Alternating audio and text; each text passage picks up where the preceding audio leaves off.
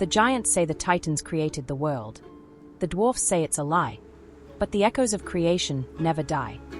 Before the stars burned in the sky, before dragons filled the heavens, there was silence. No breath, no sound, only the void. And then Beral spoke. From his breath came the titans, beings of stone and fire, pulled from the marrow of the world. First Chant, the creation of the world. The giants remember the first creation not as a gift, but as a labor. They call it the chant of the echoes, passed from storm giant to storm giant, sung only in the noble language of the clouds. In the age before the breath, before the stars rose to the sky, neither voice nor breath existed yet, only the void and the shadow ruled. Then titans were born, from the deep core of the world they emerged, their creative strength wove with care the land of Amra, the sea, and the stars. Neither giants nor dragons came first, but titans, in stone and flame, who raised mountains and skies, and held the deep seas in their hands. From stone and lightning they made their throne, their breath brought rain and storm, and thus, in the echo of the world, they left their names, carved in eternal labor. It was the titans, not the dragons, who shaped Amra.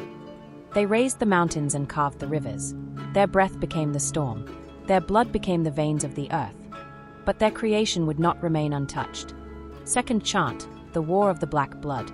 From the moons they came, creatures of fire and hunger. Dragons. They sought to claim the world the titans had shaped.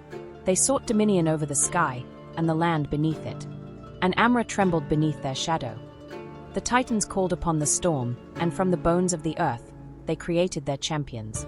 Dragons arrived in fury and fire, hungry for dominion, power, and conquest. Their wings covered the skies with fear, and Amra trembled beneath their sudden war. Titans cried out in rage, and forged soldiers from wind and storm. Giants rose with infinite strength, proud warriors of noble presence. As the war took its course, for centuries titanic, an endless struggle, the great titans formed from the clay robust dwarfs, support for their campaign. Giants fought with thunder and lightning, colossi who raised their fists to the wind.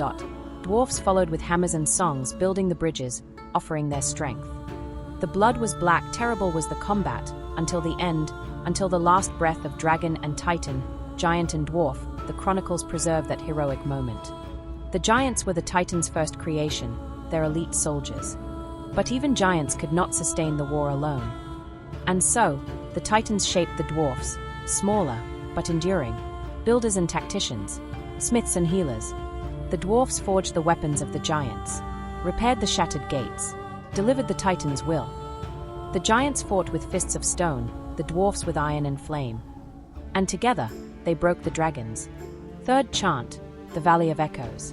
Victory came with a heavy cost. After the war, calm returned with solemn grief, and together, giants and their new brothers, the dwarfs marched to bury the fallen and honor their valor. There, where peaks of eternal clouds meet mountains bathed in fire, from the sublime dusk that weeps upon the earth, the great ones rest in stony repose. Surrounded by furrows of ancient tears, shed through centuries, for deep sorrow rest the titans who shaped the world, their lost voices still beating in the world. In absolute silence, they can still be heard. The echoes whisper the ancient song, the carved stones hold their history, remembering the passion of giant and dwarf alike. Only the wise who listen in silence may understand the truth and memory, the echo that guards in sacred rest, the titanic legacy in stone and glory. The giants remember. The dwarfs reject it as propaganda, a false memory etched in stone. But the echoes remain. The titan's blood still pulses beneath the mountains. And one day, when the dragons return and the storms rise, the echoes of creation will awaken, and Amra will tremble once more.